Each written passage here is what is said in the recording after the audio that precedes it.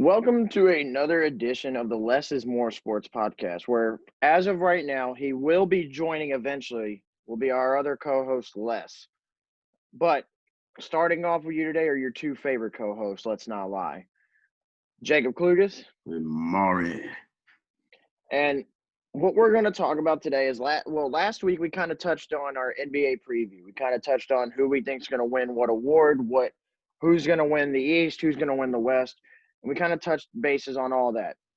What we're going to touch on now to start the show, it's kind of like top 10 things that we think are going to happen this year, whether that be trades, if we think an individual is going to break out this year, if we think, free agency for next year, going into next year, what's going to happen?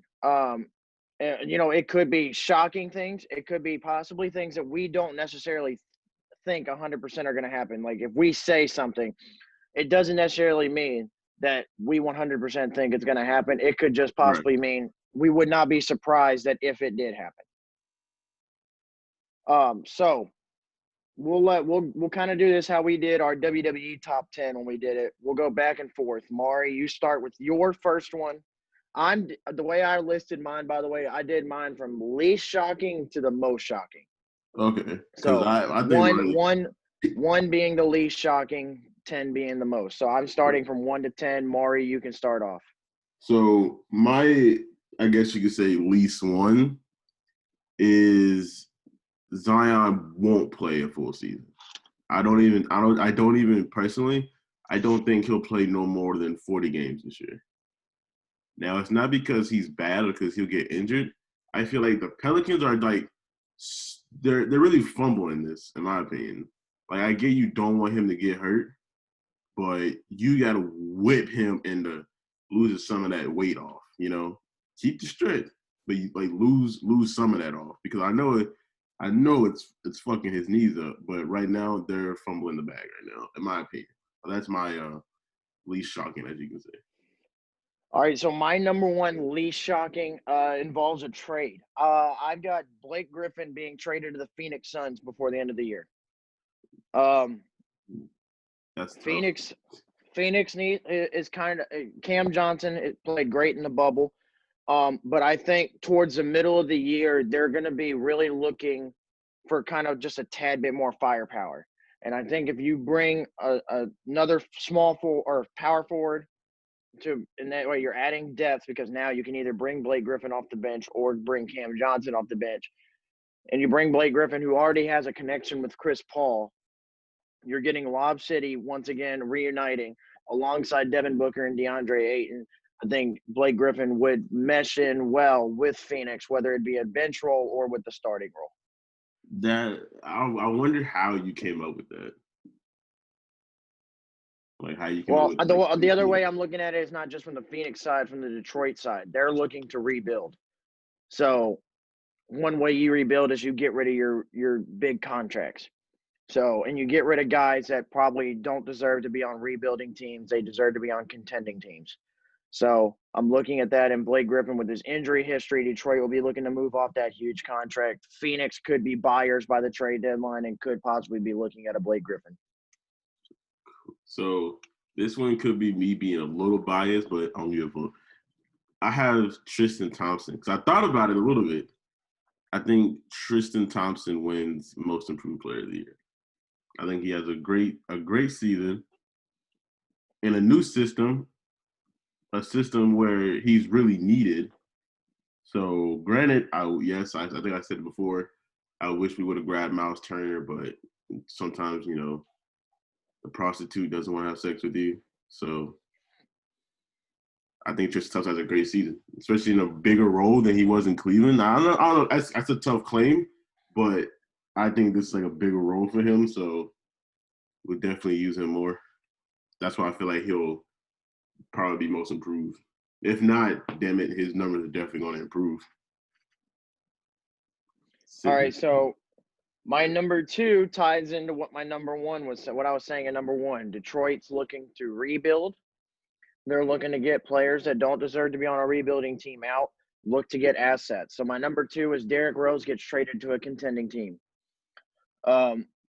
whether that be a team either in either LA, either the Lakers or the Clippers, whether it be Miami, um, whether it maybe even be a potential if Jeff Teague doesn't work out in Boston as a backup point guard for the Celtics. Um, Yeah. I think Derrick Don't Rose.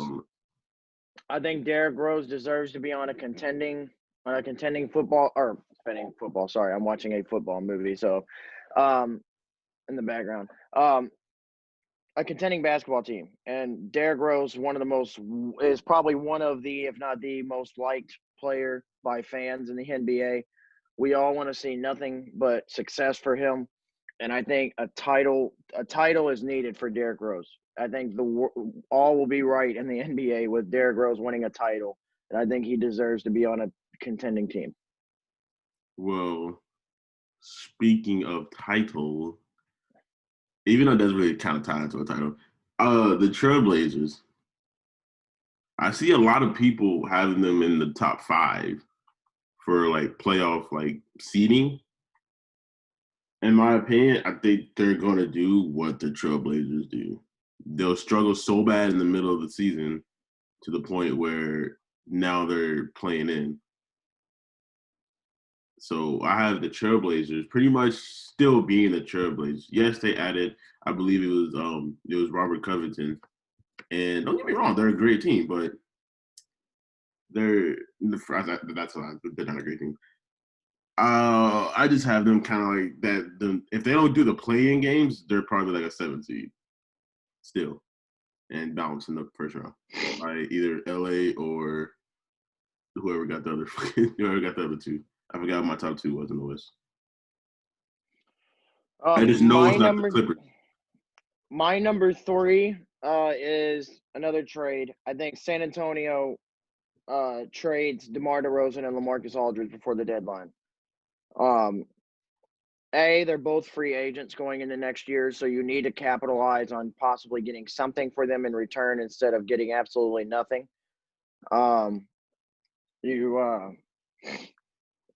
Yeah, and San Antonio's kind of in a rebuild phase. I know rebuild and San Antonio Spurs have never been within the same sentence in our lifetime, really, but they're kind of in the rebuild phase, and they need to get rid of DeRozan in LA, get assets that are either going to help for the future, get picks, whatever. And you know what? Just to spice up my prediction a little bit, I got them trading DeRozan back to Toronto and Aldridge back to Portland. So kind of like what LeBron did with Wade and all them. Yep. I feel that. I'm gonna throw my first trade at you. It's a tough trade. I have 2 tough trades in my team. Some make sense, some don't. This one's one that probably doesn't make sense. But I have this weird feeling that Utah is going to trade Gobert. And it's more so because of his performance in the bubble. Like, yes, he's definitely a top 5 defensive player today. But other than defense, he doesn't really offer you nothing but COVID. So, and I do know that he became a problem in the locker room after that. I know he didn't show any remorse, but I do feel like it was you because you're the only person to talk to about sports. You put it best with fuck, how did I forget that fucking quick? It was fucking A. Okay, yeah, you said that Utah are still living in the old days where the big man is like celebrating versus today you're looking to spread the floor more. I do feel like Utah trades an Aztec. I say Gobert because I feel like you get more with him than you would with probably Mike Conley or anything. I feel like they'll trade Gobert for probably a couple shooters and maybe some draft picks, some good draft picks, hopefully. All right, so I'm going to throw my first breakout player this year, I think. And this is kind of going to, and you may call it a little bias. Well, I already know who it is, actually. I think you posted it the other day. And I think it's going to be kind of like a Christian Wood effect in Detroit when they traded Drummond. It opened up the door for Christian Wood to break out and be the player that he is now. I got Trey Lyles as a breakout player for the San Antonio Spurs. I think if my third prediction goes as planned, and Aldridge and DeRozan get traded, that's going to open up the door for Trey Lyles to either get the starting nod at the power forward spot or just get a lot more minutes. And I think with that, his skill set, being able to shoot, being able to be able to defend it, the perimeter down low, I think it's going to offer him a breakout season potentially. Now, do I think he'll be breakout all-star level potential? Heck no. But when I say breakout, we're talking like he's going to break out to a 13, 14 point, 6, 7 rebound guy, and is going to eventually be a guy that teams want to add in free agency as their starting power forward going forward or a backup 6-man role. So I've got Trey Lyles as my breakout player. So because I lost what number we're on, I'm going to go ahead and just give out this is my number top 5 two. now. Oh, shit. Well, I don't feel like doing that. I just want to get my top 2 out the way because it's so important to me. And I feel like a lot of people need to start. I feel like a lot of coaches and NBA people need to start doing this. And I wish Les was here to hear this. If your star player is potentially leaving you and it's clear that he does not want to play for you, you need to 2K that shit and trade his ass and get some assets for it instead of waiting for the inevitable not resigning happening.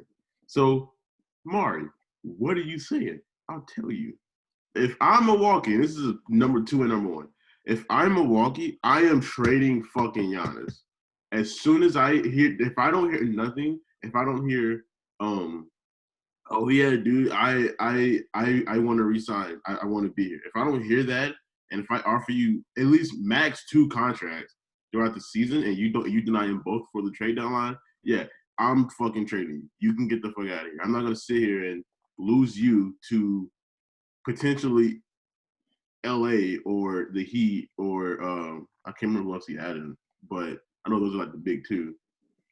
And then watch my fucking my franchise crumble and watch you fucking make LeBron look like fucking God out there. Like, no. You got life twisted like a biscuit. I'm trading you. I'm getting some round picks, some other players that want to be here. Shit, I might pull a Greg Popovich and send you fucking just out of America.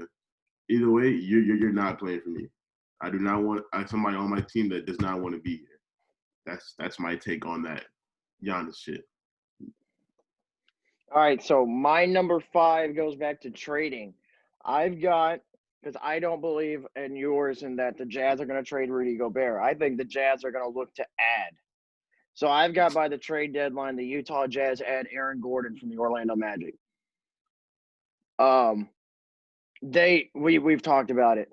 They're living in 90s style basketball. They just drafted Udoka Azubuike, who's the similar style center to Rudy Gobert. They re-signed Derek Favors, who's not a stretch big at all. He's a low post scoring defensive big. They got to add that at some point. And I think Orlando at this point is going to be either right there at that 8 seed and by the trade deadline or right there at that 9-10 seed on the outside looking in, looking to potentially make a splash to eventually move on. You're going to be having around this time Jonathan Isaac potentially coming back. Isaac is better suited at the 4. And when I'm looking at it, you've got guys like Vucevic and Mo Bamba who they still don't know what they want to do with. And I think Aaron Gordon's kind of just the odd man out. And I think they'll end up trading Gordon. And I think Utah is a perfect fit for him to play the 4 next to Rudy Gobert, where Aaron Gordon can still stretch the floor, can slash to the rim, and it would not affect anything that Utah does. So I'm gonna go ahead and I'm gonna try to fix that. Well, not fix it. I'm gonna try to kind of like piggyback off that. Now that I think about it, I wouldn't be surprised if Utah traded Mike Conley, mostly because of his performance in the bubble as well. I know they should have been a build around Donovan Mitchell, but Well, see, I would run with Conley at least at minimum to the trade deadline because Conley in the bubble started playing a lot better. So I would just see if maybe that first half of the season last year was a fluke. He was just off. He started finding it in the bubble. Let's see if we can get the real Mike Conley for Utah that we thought back this year before we go and just off and trade Mike Conley. I'm sorry, but I'm gonna add another one too. First of all, I am also drinking a Pepsi. Less is more sponsored by Pepsi. No, we're not.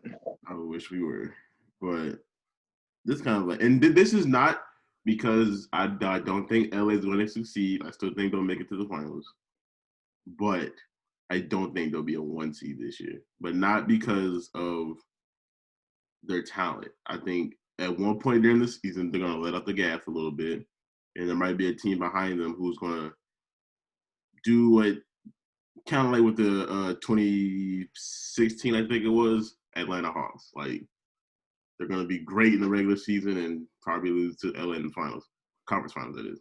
And I'm like, so I don't think LA will be the 1 seed. I'll probably still have them like as a 1 seed, like on all my predictions, but like just play it safe. But I don't think there'll be a 1 seed by the end of the year.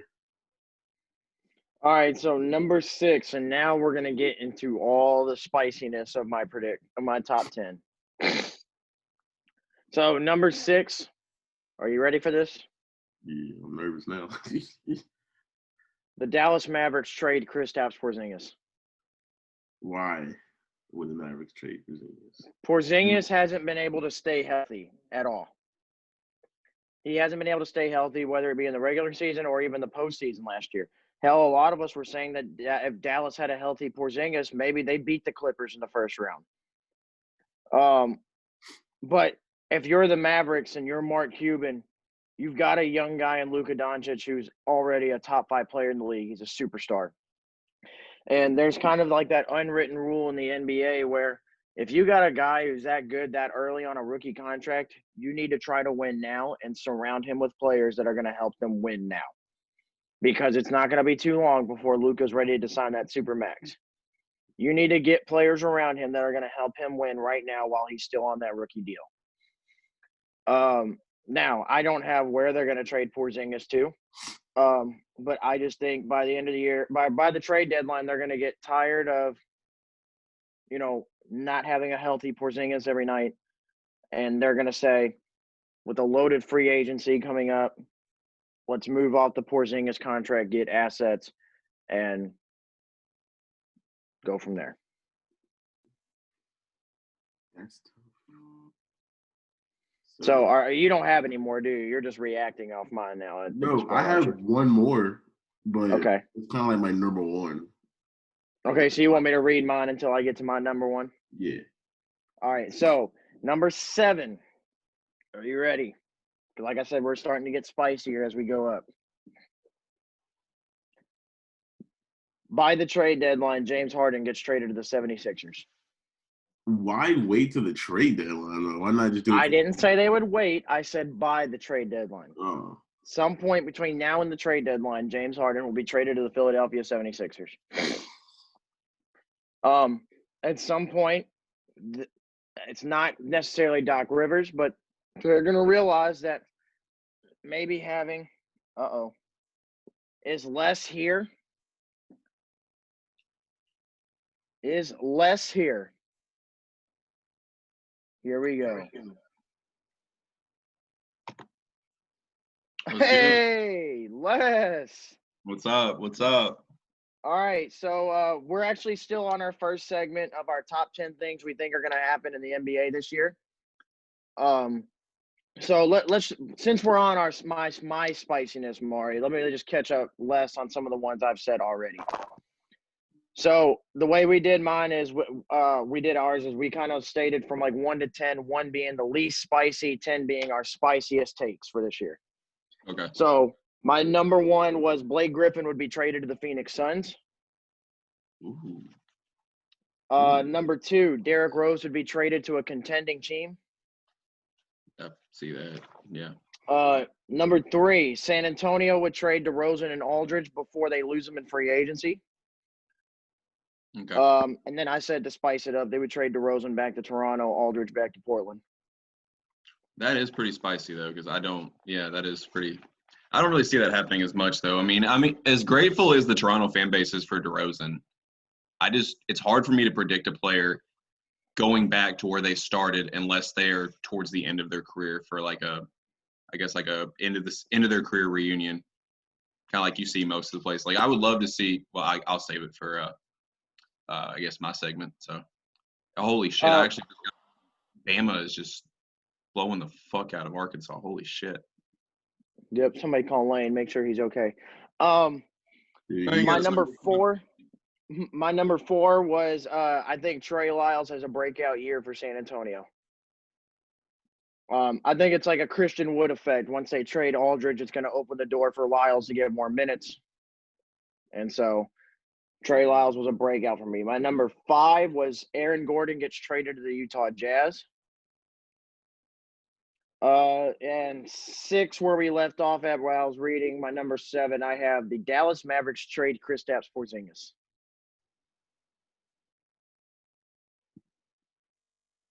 I don't see that happening at all.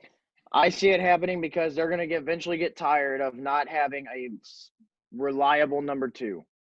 Porzingis has an injury history and can't stay healthy. They're going to look at his contract, look at the upcoming free agency class, and say maybe we should move on and try to find Luka a consistent number 2 that's going to be on the court every night.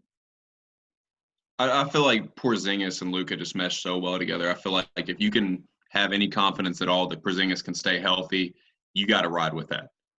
I think those two have too much chemistry and too much skill to trade it away. It'd be like it was a similar situation. I mean, I know I don't want to switch sports, but it's a very similar situation to when the Colts could have at one time had both Marshall Faulk and Edgerrin James in the backfield, and they traded away Faulk to the Rams because they didn't want 2 running backs fighting over the ball.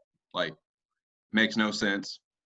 Think of how much better the Colts could have been in the early 2000s if they had both James and Faulk in the backfield. And that's how I feel similar to with Luka and Porzingis. I mean, they just mesh so well together. I mean, you have 2 superstar caliber players. One has a bit of an injury history, yes, but I mean, he's also shown glimpses that when he is healthy, is one of the best 4s in the league, 4 to 5, whatever you want to put him at. I don't know what half these players are anymore position-wise. I don't think they know half the night, but half the time. But it is what it is. If you have any confidence at all that Porzingis can stay healthy, definitely keep him. All right, so Mari, go over yours real quickly before I pick back up at number 7. I didn't have as much as Klucas, but I had my least one was kind of, you're gonna hate me, but I think Tristan Thompson stats in general are going to improve. I do want him to win Most Improved Player of the Year, but I say it because he stepped into a bigger role in Boston where he's more needed. So that's why I have for him. I think I had the Jazz trading. I shouldn't say Gobert. They're going to trade somebody to get some fucking assets. I think they're going to eventually figure out they need to really build around Donovan, give him some shooters because he's not the best 3-point shooter in the world. So you can't really rely on him to go out there and chuck up threes all game. Another one was my Giannis rant because I feel like if you have a player on your team, regardless if he's the star or not, if he does not want to be there and you know he's going to leave you, you offer him 2 contracts before the trade deadline. If he doesn't accept not one of them, you trade him right there. Trade him. Because you lose him to free agency, you're not getting nothing in return for him. So why would I do my fucking franchise? Because, and yeah, another thing, it's not like they're like NBA contenders, championship contenders right now. Well, they probably are, but like they're not making the finals. So I would trade Giannis. That was me. If he doesn't accept the max contract, I'm trading him.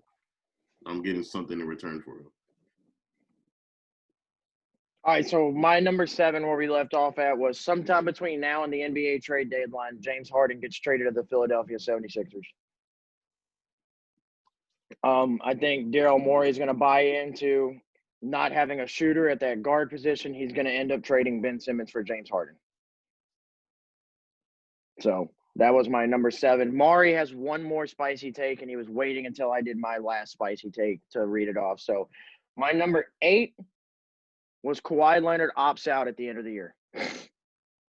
Kawhi has a player option, and I think the Clippers are going to end up biting themselves when just re-signing Paul George, that supermax essentially, and Kawhi is going to end up opting out, I think, and entering free agency next year. So my number 9. Now, again, when we said this, we said at the beginning, me and Mari said these 10 things may not be things that we necessarily agree 100% are going to happen, but we wouldn't be surprised if they did. These are kind of just spicy predictions. So, number 9, Devin Booker wins the MVP. Whoa, I can dig shit. it. I can dig it. I respect it. Devin Booker wins the MVP. James Harden had MVP year came next to Chris Paul. A lot of players' MVP years came next to Chris Paul. Blake Griffin's potential MVP year at one point where he finished top 5 in voting was with Chris Paul. Ball's out of his hands a little bit more. He can play a little bit more consistently. Devin Booker's last year was a 28-point-per-game scorer. I don't really see that necessarily going away. Still, even with Chris Paul. So, I got Devin. My number 9 is Devin Booker wins the league MVP. And so, Mari, go ahead and read your number 1 spiciest take. I think you should read yours first. You want me to read mine first? Yeah. So mine falls in. You know what? We'll just go right into it. My number 10 is who Giannis signs with in free agency. So, number 10, Giannis Antetokounmpo signs with the Dallas Mavericks in free agency. I've heard a little talk about that as a rumor, so that's not as surprising as some might think. Plus, you would have team it's like a Team World All-Star team with Luka, KP, and Giannis. And it would work perfectly because you got KP who stretches the floor at the 5 spot, plays defense. Giannis can play his down low at the 4, and then you've got Luka just distributing that thing. Well, I guess I got to find a spicier topic because that was actually going to be my number 1 spicy thing. My spiciest take. I do see Giannis. I can very well see Giannis going to the Mavericks. I didn't want to say anything, but I did want to go ahead and get that out of the way. So there you go. Mari, your turn.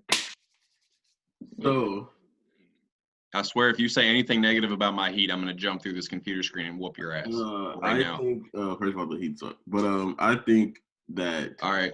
I'll be right back, guys. I don't strongly believe this statement. I'm just saying I wouldn't be surprised if it happened. But the Bucks, I have a feeling they're going to come this close to not making the playoffs. Not because of talent. I think they're going to let the contract of Giannis get in their way all season. Kind of like how the Warriors did with KD. The difference was the Warriors had Curry and let everybody else on their fucking team. Not saying I believe in it. I'm just saying I wouldn't be surprised if at one point during the season, Giannis is fed up and, tired of dealing with this shit. I wouldn't be surprised if he slips on a banana and out for the season. My man with the Skip Bayless take. So, I like it. I think that the contract would be such a big deal that Giannis is not going to play no more, which is going to cause a domino effect. Drew Holiday probably is going to know that, hey, I can't carry this fucking team. Are you serious? So I believe Drew's eventually going to give up. I think this team is going to give up eventually when they realize. I don't think it's in Drew Holiday's DNA to give up, but okay. Well, give up is a strong word, but that's just how I'm looking at it. I do feel like. I don't really know the guy, so I can't really say.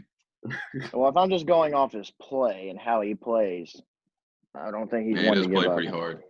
He does look like he plays hard.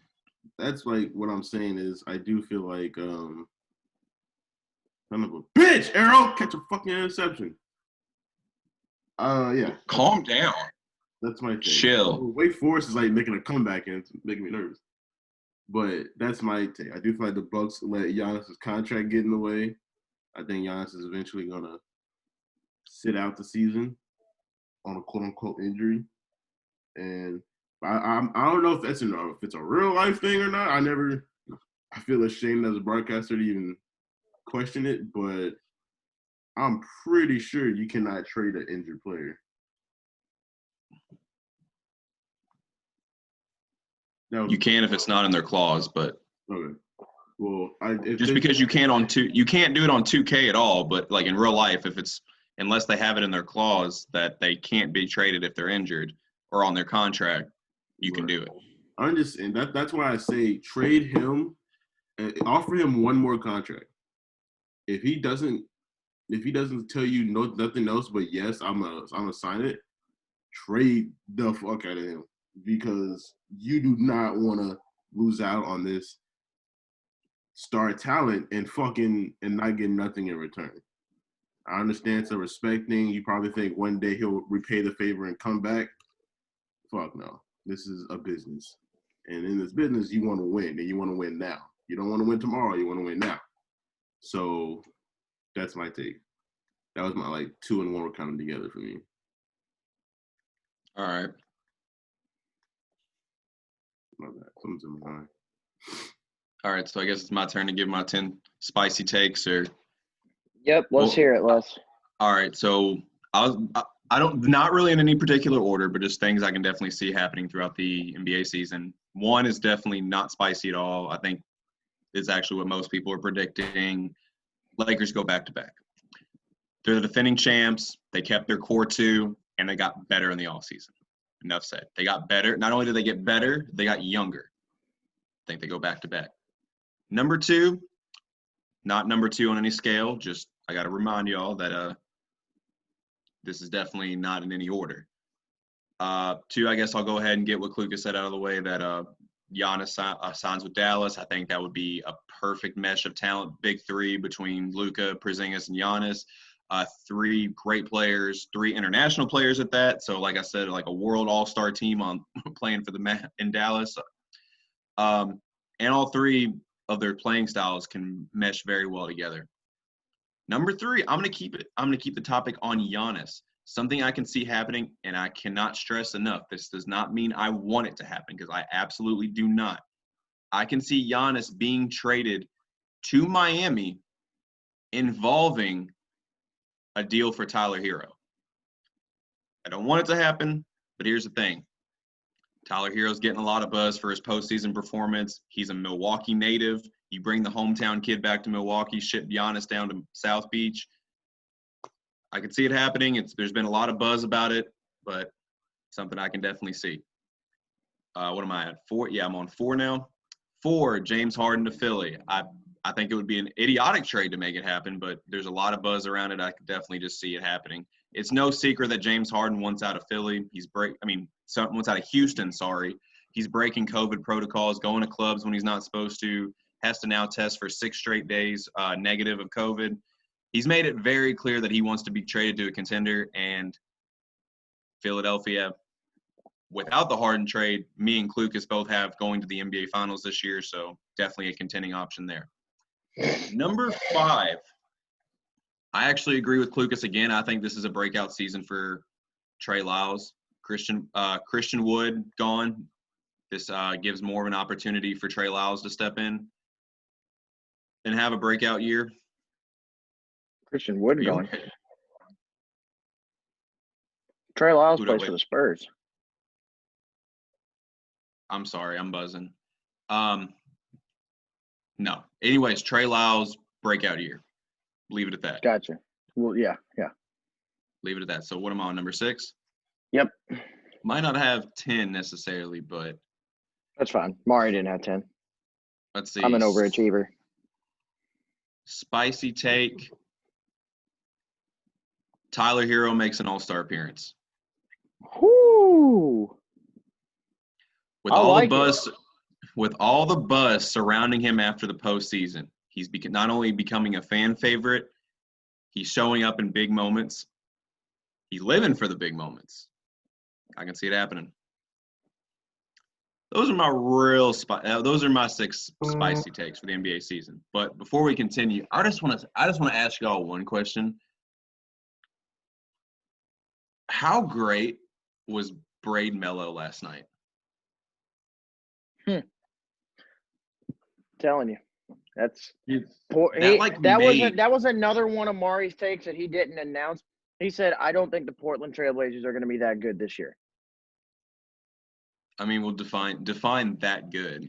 He said that everybody's got him top 5 in the West, and he thinks he'll finish 6, 7, or 8 and lose in the first round. I mean, that's kind of been like the Trailblazers' MO the last several years. I mean, or they'll do one of two things. They'll finish usually around 5 to 8. They'll either go on a run or they'll get bounced in the first round to the eventual champion. So that's kind of been like their MO last couple years.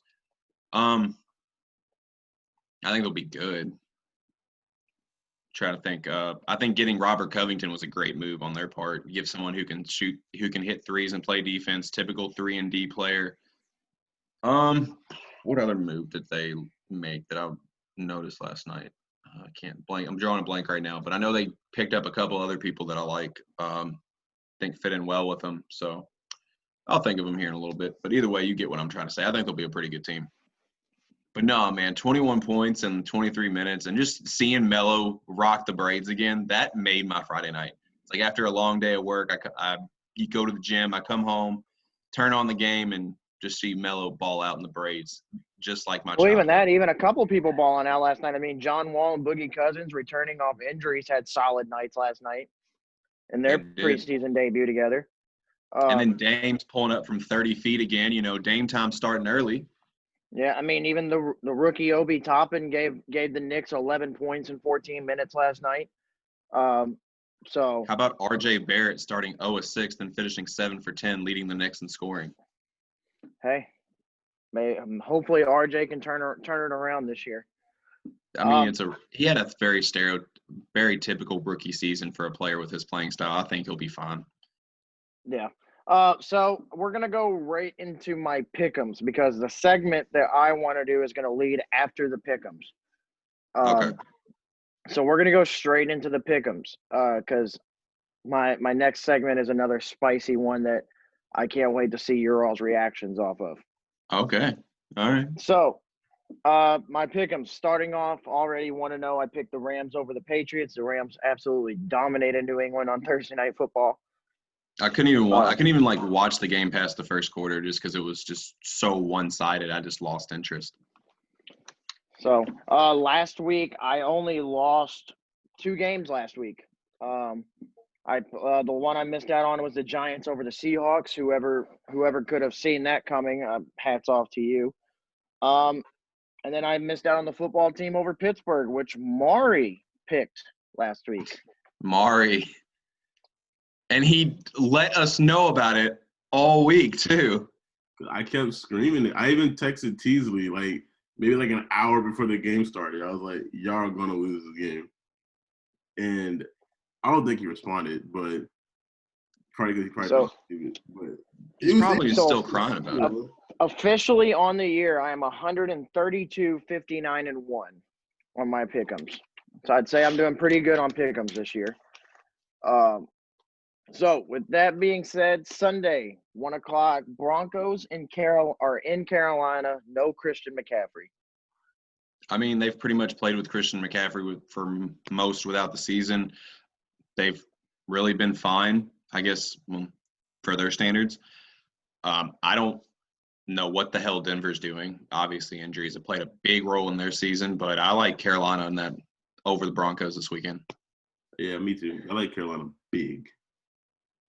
I don't like them big, but give me Carolina in this one, 27-23 over Denver. Define big. My cock. All right. Anyways, Dallas in Cincinnati taking on the Bengals. Andy Dalton's return to Cincinnati. I got the Cowboys, but not by a lot. I think I'm very disappointed in Andy Dalton. I thought this would be the year, he reminds mofos that, hey, I wasn't a terrible QB in Cincinnati, but yeah. This may have not been the season for Andy Dalton to remind mofos that he wasn't a terrible quarterback in Cincinnati, but this weekend will be his weekend to remind Bengals fans that he was not a terrible quarterback in Cincinnati, and I'm picking the Cowboys over the Bengals. Yeah, give me the Cowboys over the Bengals. I think Andy Dalton does have a solid game, but give me the Cowboys 24-20 in this one. Titans in Jacksonville, divisional rival. Tennessee in Jacksonville. I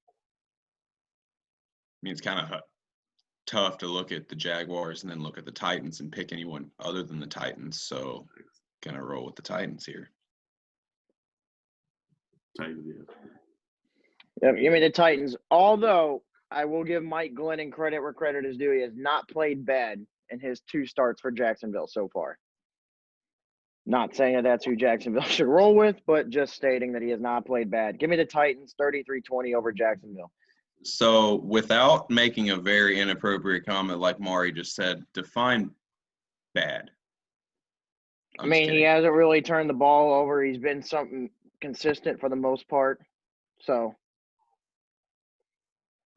Chiefs and Dolphins in Miami. That's a very interesting game, actually. But you know me, I'm sticking true to my guns. I don't bet against Mahomes. You're goofy if you do. But Miami's one of those teams. They've been known to pull some upsets, some big upsets this time of the year. So don't be surprised. But come on, I don't bet against Master Chief. Come on now. I won't either, but I don't think it'll be a blowout. I don't know. To me, it depends on who's quarterbacking this weekend. It's going to be Tua.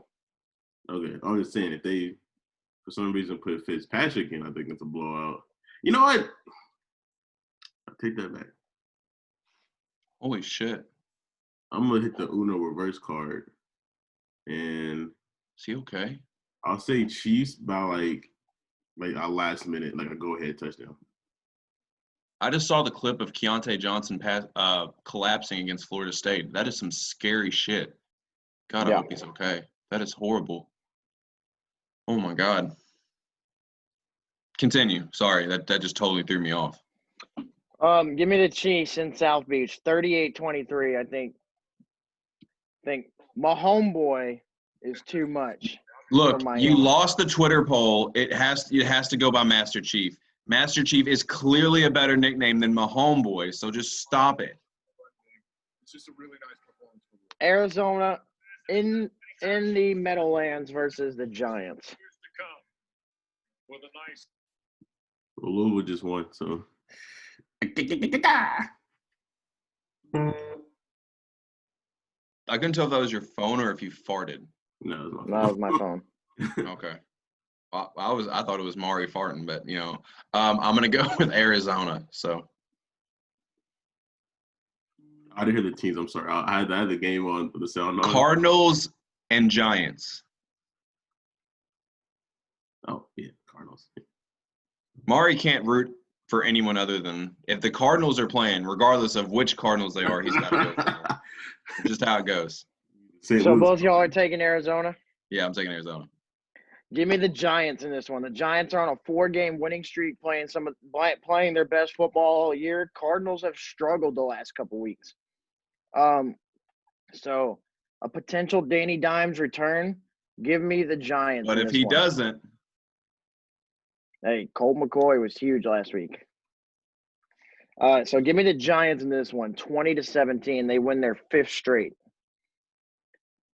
Tampa Bay at home against the Vikings. I think this is where you're really going to see the team that we thought Tampa Bay was going to be preseason start to emerge. So I like the Bucs in this game. You say Bucs versus Vikings? Yeah. The Vikings. Oof. Kind of like I was talking to one of my guys at work that was betting on this game actually for this week. I feel like at the Vikings' expense, not even the Tampa Bay Buccaneers I think Tom Brady's out for blood to prove that this is the season that everybody wanted it. It's going to be kind of a big fuck you to Bruce Arians. And I think Tampa Bay is ready to come out here and destroy Minnesota. Question: why do you want Tom Brady to just give a big fuck you to Bruce Arians? I mean, Bruce Arians has done nothing but give Tom Brady a fuck you all year. So How? have you not heard that Bruce Arians and Tom Brady have not gotten along since day one? No, this is news to me, actually. Yeah. Apparently, post game, Bruce Arians says a lot of stuff about Tom Brady. Like what? Where have I been? Like he said. I mean, it's been on Bleacher Report, so I don't know where you see where you. I don't believe Bleacher Report.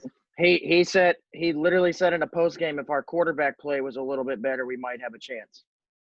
Well, I don't believe Bleacher Report, so I mean, haven't really heard or seen anything that really makes me believe it, and I don't trust Bleacher Report. So if you don't trust Bleacher Report, I don't know what you do trust at this point. So I think Tom Brady's ready to give a big fuck you to Bruce better Arians. sources than Bleacher Report, that's for sure. Tampa wins 34-17 over Minnesota. Houston and Chicago. Houston and Chicago. I thought I read that wrong at first. You know, I like the way Houston has been playing really since Bill O'Brien has been fired. So I'm gonna roll with Deshaun. I mean, I know the Bears got a good defense, but offense is non-existent at times. So I'm gonna roll with my guy Deshaun and see them get the dub. I'm gonna go with Deshaun. I think he builds off of last week's disappointing. Actually, pause. I love Mari's answer. Actually, he didn't say I'm rolling with the Texans. He said I'm rolling with Deshaun. I fuck with that. Respect. I think he rides off that disappointing yet satisfying loss, and he just builds off that pretty much, and you don't want to piss off your star quarterback. So, especially not one like Deshaun. Yeah, and plus the Bears are also struggling right now too. So, all right, so yeah, give me Deshaun Watson and the Texans, 24-19 in Chicago. 4:05, Jamal Adams and the Seahawks versus his old team, the New York Jets. Well, okay, I'm gonna get the obvious out of the way. The Jets suck. I'm going to get the second obvious out of the way. There's two people that I don't bet against on this show, and that's Master Chief and Russell Wilson. So, I think that tells you who my pick is.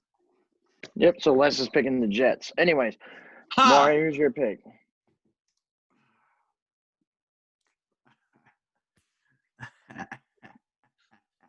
I'm rolling with the Seahawks. Yeah, I think this is a Jamal Adams not really coming out game because he's already a star. But this is kind of his screw you, New York, for not appreciating me. Seahawks win 27-14 in this one. Yeah, I wanted to roll with the Jets, but I feel like they blew two chances last week, two games in the last 2 weeks to win, so they can select the fattest of cocks right now. How about our Indianapolis Colts in Las Vegas taking on the Raiders? I'm going with us, but I would not be surprised if the Raiders tore us up, to be honest with you. Our defense did not look good last week, in my opinion. I'm actually giving the same exact answer as Maury for a second. I'm going to roll with the Colts. I think we're the better team, but the Raiders have given us problems in the past. Don't be surprised if they do pull the upset over us. Right? I actually can't even call it an upset. I don't even know who's favored. Yeah, you can't even say it's an upset. Really can't. I don't even know who's favored. I like the Colts in this one, 31-20. I like Phillip Rivers knows the Raiders, so I think that kind of gives an edge for having to play them for the 2 times a year for the last 15 years of his career. So give me the Colts. 4:25 Saints in Philadelphia against Jalen Hurts and the Eagles. Yeah, if the Eagles were playing anybody else, I would have went with the Eagles. Or if they weren't playing the Saints or the Chiefs or the Seahawks or whatever, like Les said, I would I would definitely go with the Eagles. But hold on a second. So there's a stat I'm just reading here. It says Louisville was 11-2 when scoring 30 points. Okay, we're not talking about Louisville. I don't Anyways, give a let's shit. go I'm on. getting it out the way. And we're 1-10 when scoring Mari, under. we're on a time limit here. We're not talking about college football. Go on, Les.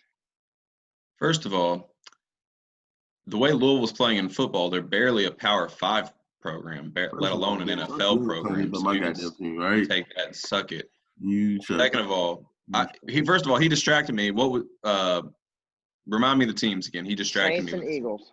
Saints and Eagles. Okay, right. I'm going to be pulling for the Eagles because I really want Jalen Hurts to just ball out in his debut. Looked very well last week when he relieved Carson Wentz. But I believe Drew Brees could possibly be making a return this week. The Saints, and even if he doesn't, the Saints are undefeated the last 2 years without him. So it goes to show how great of a team they have down in New Orleans. So I got to pick the Saints. But I'll be cheering hard for the Eagles. Go Jalen. Yeah, give me the Saints in this one. I do think Jalen Hurts has a solid first game, but Saints are undefeated without Drew Brees. So give me Taysom Hill and the Saints 30-21. Packers in Detroit taking on the Lions.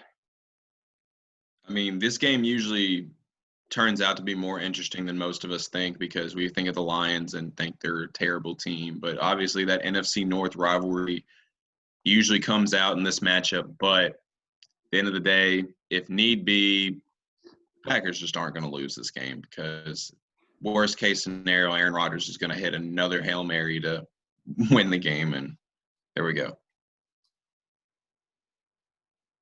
Lions kind of ass, so we'll go with the Packers. Give me the Packers in this one 37-23. I think the Packers are looking to prove something going into the playoffs here, looking to prove that they're one of the superior teams in the NFC. So give me the Packers. Falcons and Chargers in LA. I'm going to go with the Falcons. Julio just – oh, my God. I'm going with the Falcons. Big. Real big. I was really hoping for an explanation but all I got was Julio just I'm going with the Falcons. No, I was playing Madden and Julio just dropped a wide open touchdown. All right, well, I'm going with the Chargers.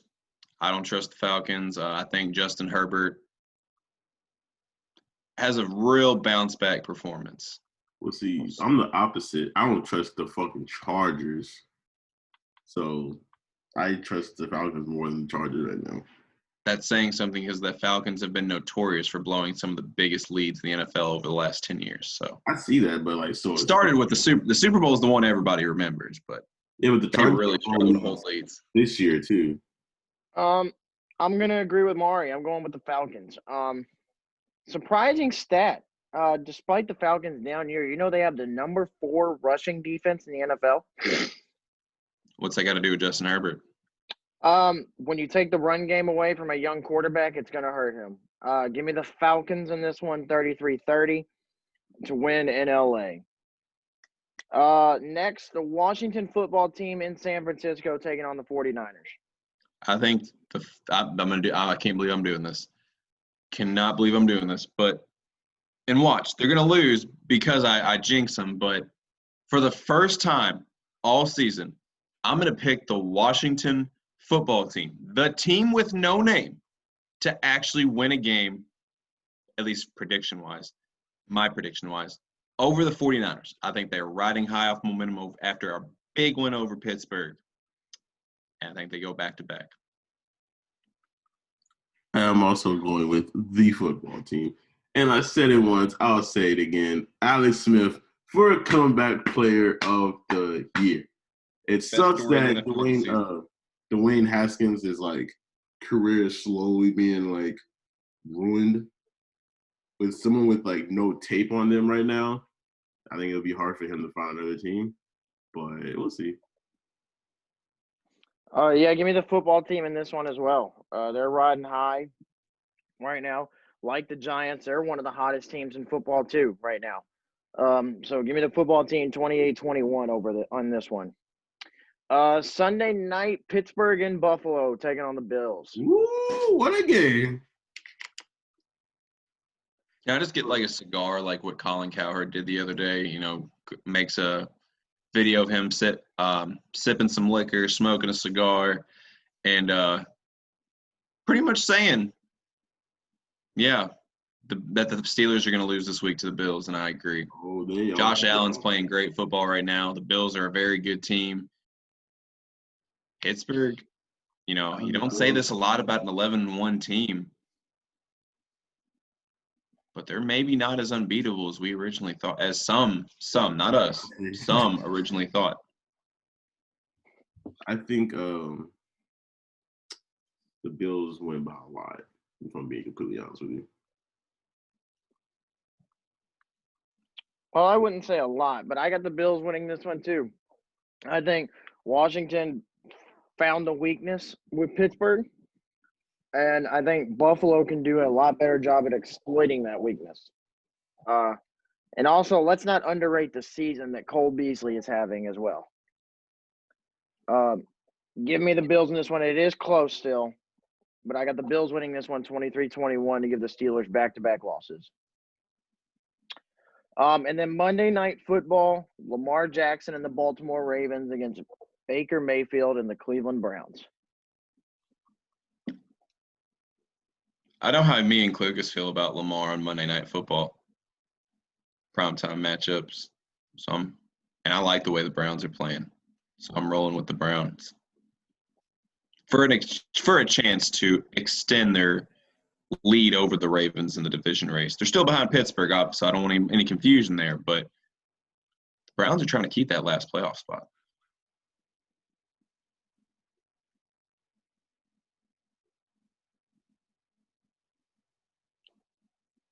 Well, I'm going Baltimore only because of what's at stake. I think, yes, Lamar has that track record of not performing in big games. I'm pretty sure he knows that. Pretty sure the entire Ravens know that. There's really no excuse on – there's no room for error, basically. And I remember saying if the Browns keep winning, the Ravens won't make the playoffs. And I think the Ravens know that. I think they come in knowing that. They come in more energetic. They won the earlier year matchup. Obviously, this is a new team. But I'm still rolling with the Ravens. Not by a lot, though. I think it does go into some extra time. So I have the Ravens winning. Go ahead, field goal.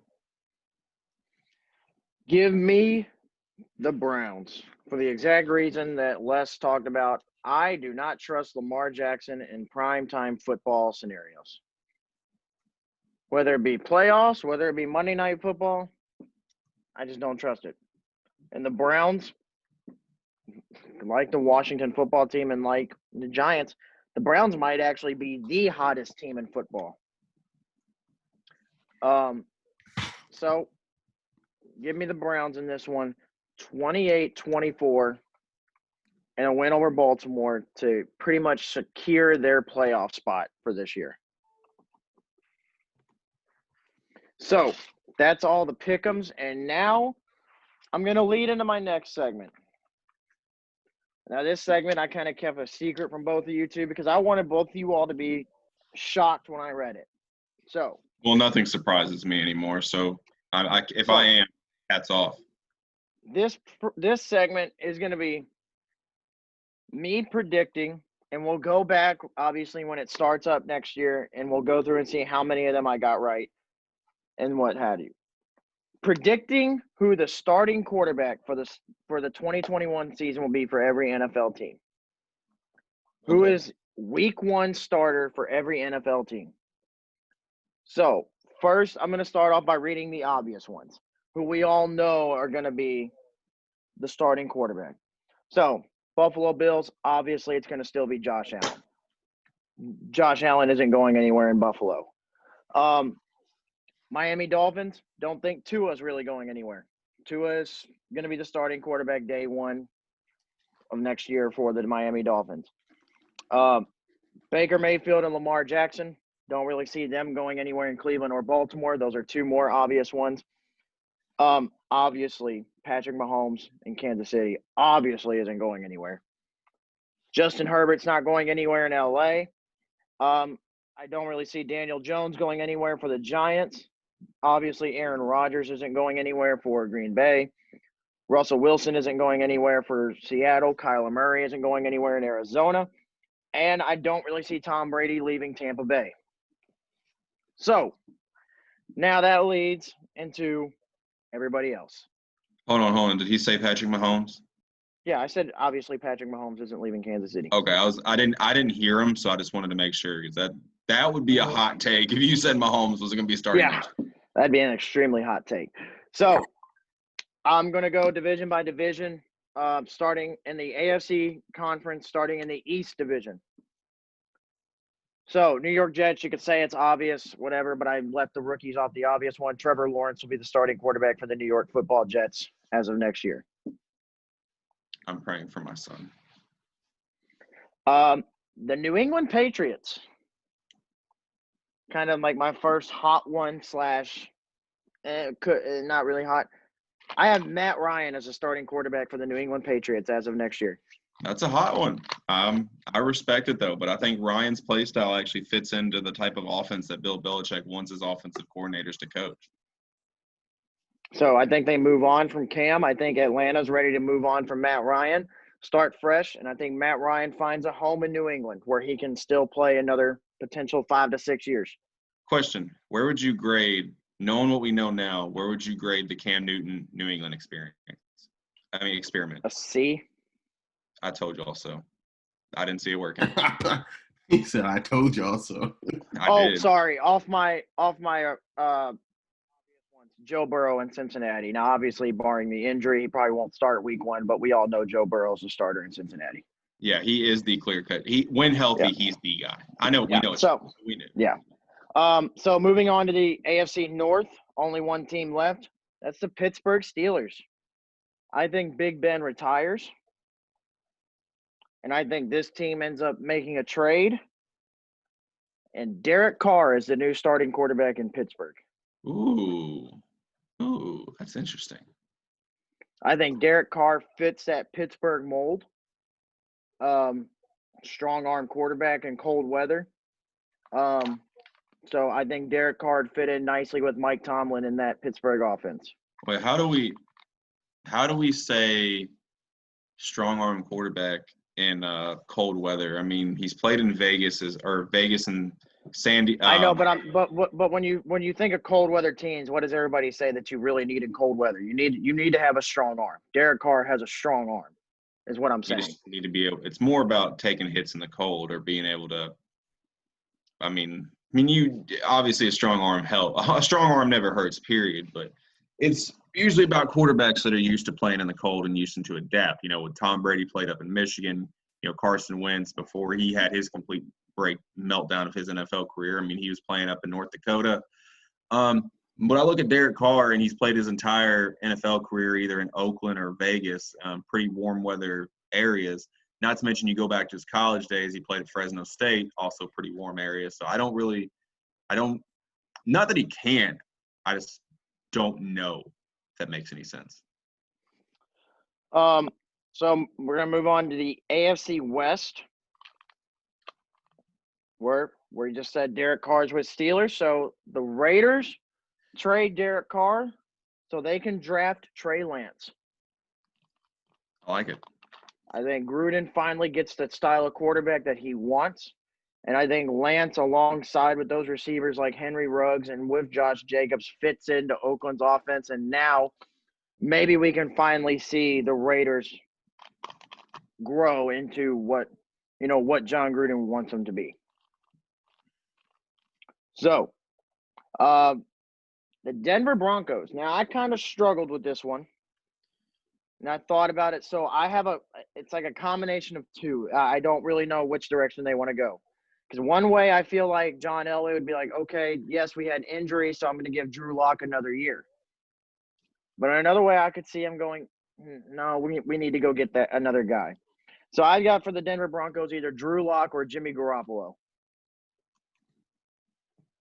I think moving Jimmy G would be something San Francisco is going to end up doing, whether it be moving him or just drafting somebody to replace him. Go ahead. Finish your point, but I actually want to throw an idea in there after you're done. So I've got, I mean, yeah, that pretty much wraps it up. So I got either Jimmy G or Drew Lock as the week 1 starter for Denver. So go ahead. Yep. This is a bit of a hot take. And I'm not saying it's going to happen. But I would really like the idea of the Broncos making a trade, moving up in the draft even further, and picking Justin Fields. I would love that. I'm not even know you would. Here's my reasoning behind that. When after the Tebow season, the two we always or not the hot, free agent targets or whatever, obviously the Broncos were able to land Peyton Manning, so it didn't matter, but there was a lot of talk, and we didn't know what Andrew Luck was going to do. Was he going to go back to Stanford? Was he going to go in the NFL draft? Say he did go in the NFL draft, there was no doubt he would have went first overall to Carolina. However, that would have left Cam Newton at the number 2 position going to the Broncos. Now, I have always heard that Elway has wanted that new modern age style quarterback, like you're saying with Justin Fields. He also said if he didn't have Peyton Manning, he would have tried to get Cam Newton somehow, some way. So I think this is a chance. I think Fields is actually a better passer than Cam Newton. Oh, 100%. So yeah, I've got Drew Lock or Jimmy Garoppolo for the Denver Broncos. So the AFC South, and I left this division last because, for the AFC, because, it's got our team in it. So starting with the first two, I have the Tennessee Titans still with Ryan Tannehill and the Houston Texans still with Deshaun Watson. I didn't put them in the obvious one because, obviously there are potential trade rumors surrounding Deshaun Watson. So, I could have thrown a trade in here and had Deshaun Watson going elsewhere. But, just keeping him in Houston, I think at the start of next year is where he's going to be. And then same with Ryan Tannehill. Tennessee just signed Ryan Tannehill.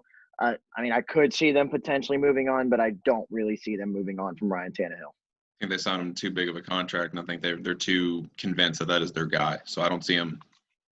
I don't see him benched or whatever. Yeah. So the Jacksonville Jaguars, I have Justin Fields. I think Fields is the number 2 pick. I think the Jaguars land the number 2 pick. Lawrence goes 1 to New York, and I think Fields goes number 2 to Jacksonville. So, and now we have to deal with Deshaun Watson and Justin Fields 2 times a year. Yay. And now for the Indianapolis Colts. Who is the next Colt quarterback going to be? Are you 2 ready? As I'll ever be. Via a trade, the Indianapolis Colts week 1 starting quarterback next season will be Carson Wentz.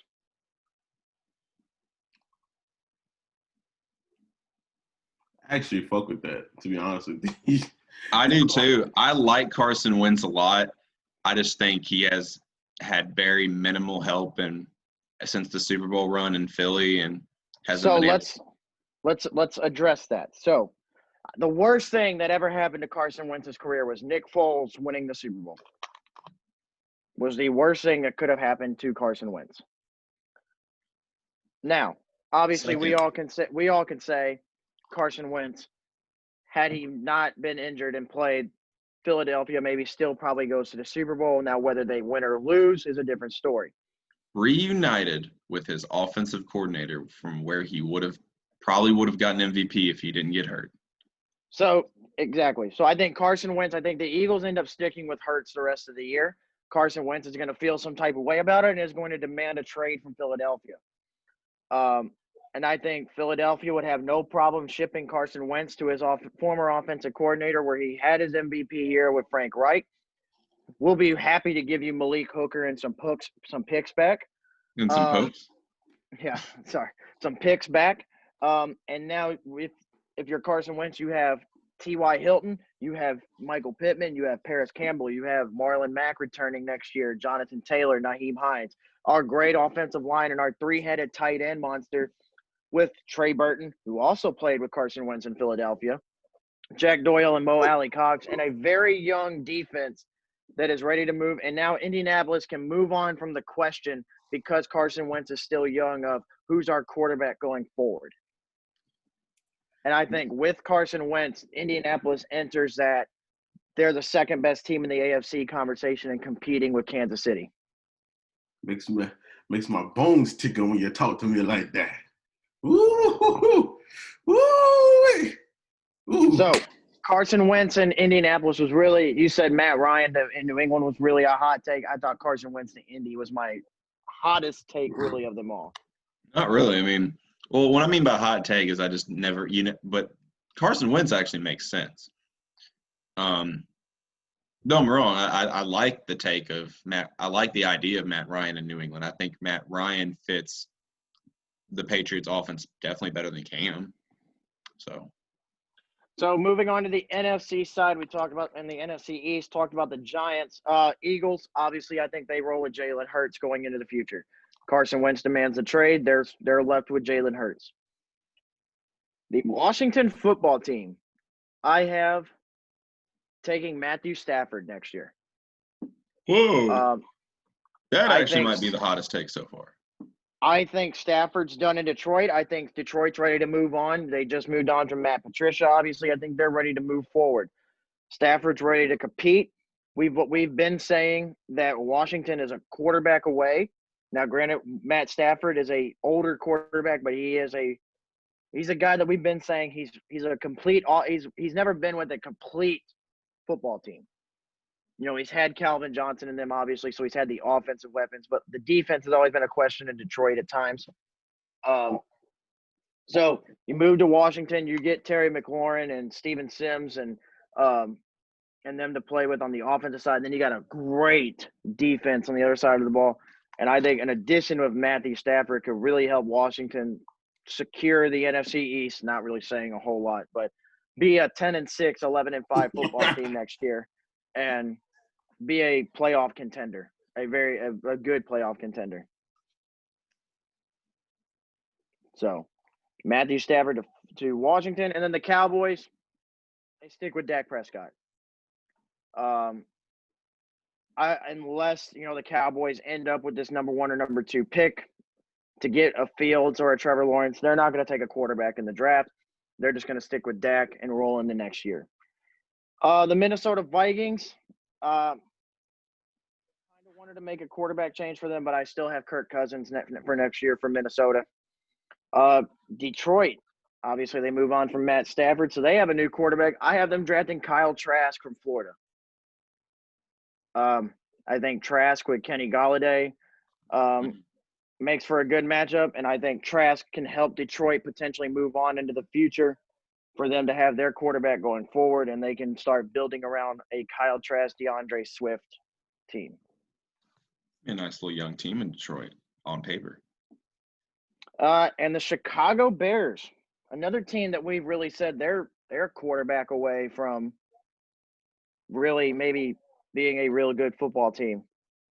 I have them drafting Mac Jones from Alabama.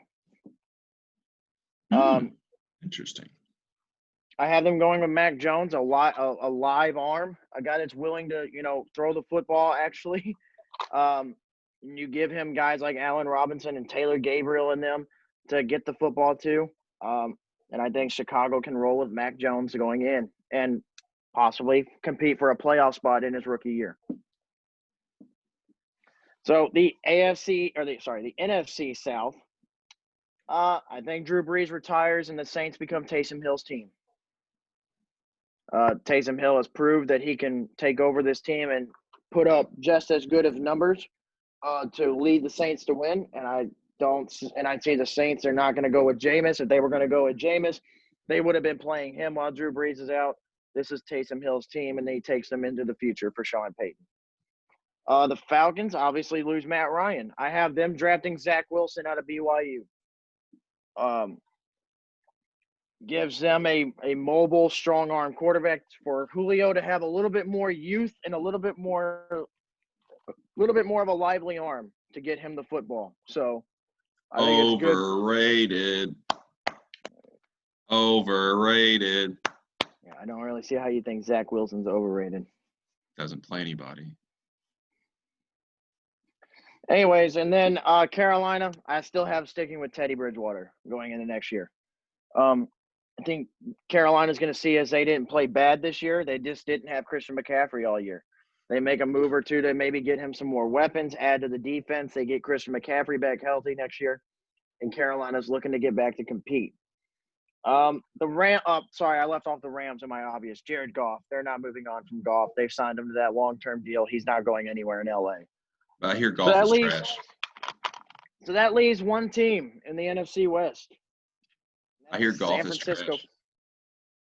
Who says that? You and I both should know who says that. Did you tell me that the other day? I mean, I don't think Goff was all that, but he's not trash. No, I think Goff's actually a very good quarterback. I just remember you and I are constantly having Facebook debates with people that are like, Goff is trash. Yeah, I don't think he's trash, but he's not the franchise quarterback everybody made him out to be. But he's a very good quarterback. He looks pretty good to me. So the San Francisco 49ers, what does that leave them? So obviously they don't have them drafting a Kyle Trask, Zach Wilson, or Mac Jones. So that leaves them looking in via trade or free agency. I have Kyle Shanahan making a call to get this man a new life in San Francisco. And Sam Darnold becomes the new quarterback of the San Francisco 49ers. Wow. You know what I could see happening? I could see Matt Ryan reuniting with Kyle Shanahan in San Francisco. I thought about that as well. Because, you look at Kyle Shanahan was Matt Ryan's offensive coordinator when Matt Ryan won the MVP back in 2016. So I could see that happening. I could see Darnold in New England.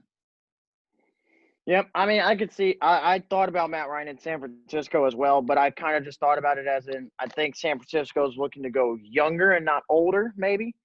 To kind of get a quarterback they can rely on for the near future and not just for a couple of years. So that's why I kind of switched it and did Matt Ryan in New England. Bill Belichick likes his veteran quarterbacks more than his young ones. And then I put Sam Darnold in San Francisco. So that's we'll go back next year at the start of week 1 and go over every starting quarterback and see how many of them I got right, how many of them I got wrong. But yeah, those were my takes for who's the starting quarterback for next year in every NFL team. I don't think Klucas got the shock value that he thought he was going to get from us. I honestly didn't. I honestly thought I was going to get a little bit more shock out of the Carson Wentz to Indy one, but I like it. There weren't none of them that were like out of this world, like dumb. You know, there were some good takes. I should have thrown in Aaron Rodgers demands out of Green Bay. Should have just thrown Jordan Love as the starting quarterback for Green Bay next year. That's not even that out there, really. I mean, I think it's stupid. The freak out Mari, I should have said Trace McSorley as the starting quarterback for Baltimore next year. Can we just play the Trace McSorley? Lamar gets benched after another early playoff exit or maybe not even a playoff berth, and they go with Trace McSorley going into next year. Dude, I would have rose up like The Undertaker and looked at the damn camera. Hold on 1 second. I just have one thing to say about this.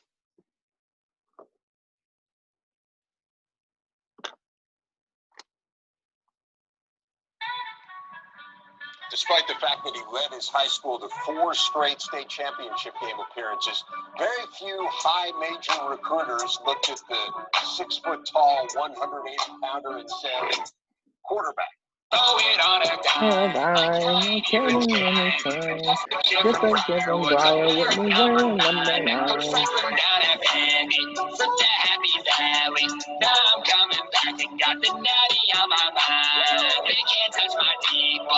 Some Lamar doesn't have. I'm your favorite quarterback. They call me Chase McSorley. Why you know I do it for the glory. Baker won the Heisman. Next up, Chase McSorley. Chase McSorley. They call me Chase McSorley. I went out to the bar and I woke up in a sorority. Michigan defense softer than that cheap. Trace McSorley offers Baltimore a vertical passing game that Lamar doesn't. Hashtag throw it on a dime. Well, hopefully Lamar reminds these ungrateful ass motherfuckers who he is. Now, is that he going to reminds happen? me every Is that going to primetime happen? game who he is. Yeah, is that going to happen after this weekend when Baker shows Lamar why he was the number 1 overall pick? And why he won the Heisman Trophy. We gonna see. Yes, we will. So We'll be I think tagging outside of everybody on that, Facebook if Lamar wins. I think that's all we got for today.